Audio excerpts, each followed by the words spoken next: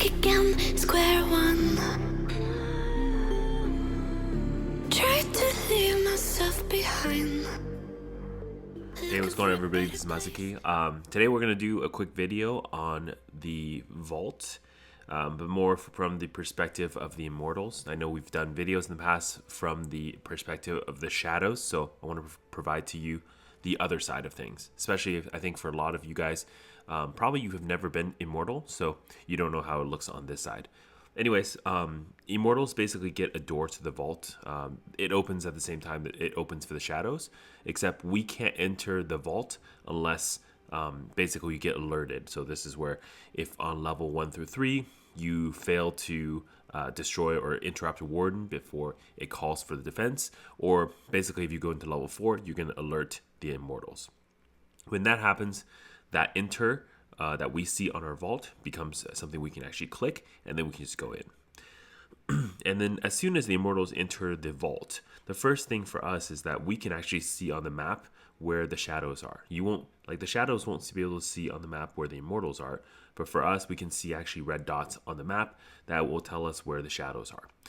So very quickly, we can tell a couple things. One is how many shadows in the vault, what level they're on.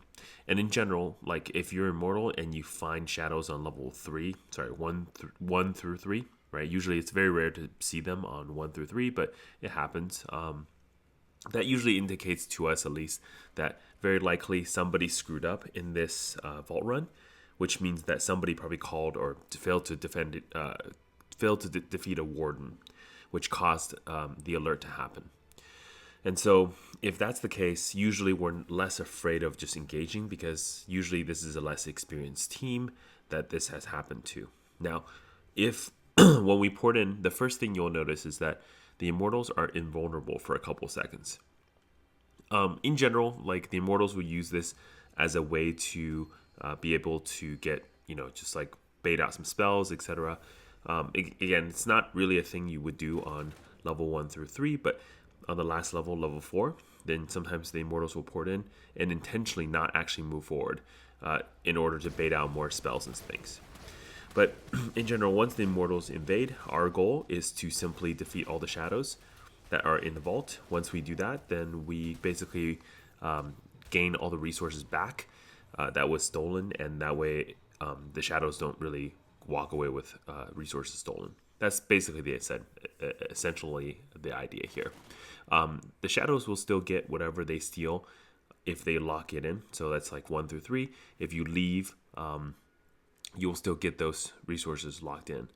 But you will lose the resource that you are, I guess, attempting to steal on that current floor. So here's an example. If you lose on level 3, then you will lose all the resources that you collected on level 3, but you will still retain all the resources that you collected from level 1 and 2. Yeah. So here's a battle that demonstrates the Immortals kind of fighting on level 4. So the Immortals usually have a couple strategies here. Most of this is just really PvP strategy. There's not really anything crazy, but this is a good 4 versus 4 battle. But essentially here, what you're going to want to do is similar, where you want to have your tanks, your barbarians, your monk, and your crusaders kind of rush forward a little bit and get that disruption going. Then the demon hunters and necros and wizards are kind of more backliners. Sometimes what I'll do for my strategy is I'll actually move forward, and then I will try to get the enemy's backline. And what this will do is this will disrupt them and make them really confused about where to go. This helps a lot for battles, because what essentially happens is that it will force the enemy to shoot either one way or the other, and they can't shoot both sides. So having the demon hunters, for example, jump in the back, and having the enemies like just splitting top and bottom will help a ton here. The other strategy that you can utilize here is basically something where you want to think about rushing forward and coming together at the same time, but also baiting cooldowns. So one thing you can do is you can jump into a set of enemies, and then you can bait out their cooldown first, and then you can choose to engage after. So in here, I bait out some attacks, I jump backwards, so they start firing their attacks, and then I jump forward to win the kill. This team is not as strong, so it's really not necessary that you employ this strategy, but it is something that you can do in the vault as well. The last thing I'll say is basically, what does the vault give the Immortals? Well, every vault defense you make, you're going to get some hilts awarded, and this is very similar to like how it would be on the shadow side. You get kind of like a fixed amount of hilts depending on how many enemies you defeat, depending on what level they were on, depending on how many chests they've opened. The other things that you earn is something called basically prestige. It's kind of the ranking system of the Immortals, which I'll go into further detail later, but that it determines kind of like what items you can get from the vault at the end of the week. So it's pretty important for the Immortals, but really doesn't matter at all for the shadows who are in the vault. Yeah, that's pretty much it for the Immortals vault defense. The only thing I will add is just make sure, just like all PvP, make sure you're using Gladiator as your Paragon skill tree. That way you get the extra res. And this goes true for both the Shadows and the Immortal, so you should be using that strategy.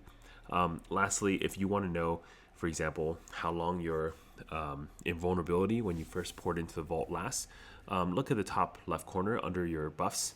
You'll see one that's kind of like a golden character, and it's kind of spinning down, and that's basically how long your invulnerability will last. So you can try to time it so that you can hop out right when invulnerability is over. Yeah, that's pretty much it for me about Vault. I hope this is helpful, and this is Masaki signing out, and I wish you some legendary drops. See you I guys. was broken and isolated, but inside held the fire waiting. Not a word that you say can save this, so don't try, 'cause this time you crossed it.